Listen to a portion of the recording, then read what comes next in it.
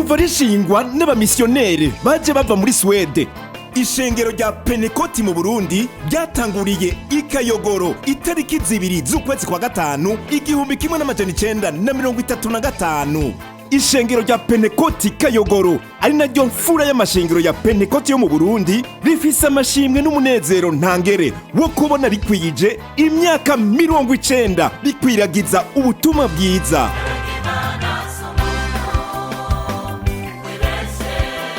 Muri iyo myaka yose ishengero Pentecote Kayogoro ryaragize uruhara runini mu gukiza imitima, guteza imbere imibano, kurwanya ubukene n'ubwigunge no guteza imbere igihugu mu buryo bw'imwemu n'umubiri. Ni kuri iyo mvo ishengero ryatura mu gushima Imana rivuga riti Ebenezeri, bisigura kugeza n'ubu uhoraho aradutabaye. Igitabo ca mbere ca Samueli igice c'indwi umurongo wa 12. Bakristo, mashengero, mamisiyoni, bubwiriza, babanye namwe bagenzi mwese b'ishengero rya Pentecote Kayogoro, turabatumiye ku magerekerezo ya ndwi na munani mu bikorane.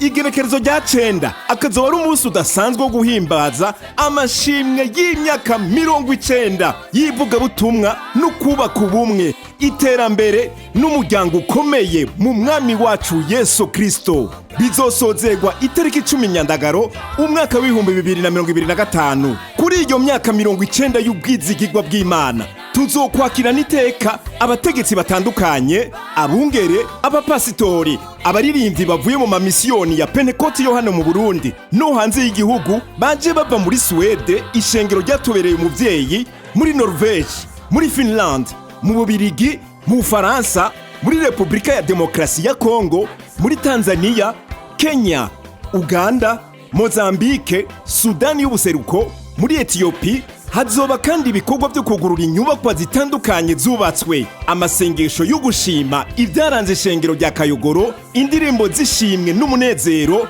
amajambo atandukanye y'ibyaranguwe mu myaka 90, amajambo y'inkomezi atangwa n'abatumire badasanzwe, umwanya wo gusabikanya n'ibindi. No ku mibumbe y'isi yose biciye kuri interineti muzobikwirikirana ikibiriraho ku rubuga rw'ishengero rwitwa Eglise Pentecote Mission Kayogoro, be no kunsamirizi ubutumwa bwiza bw'amahoro, iradiyo y'amashengero ya Pentecote mu Burundi no ku rubuga rwayo.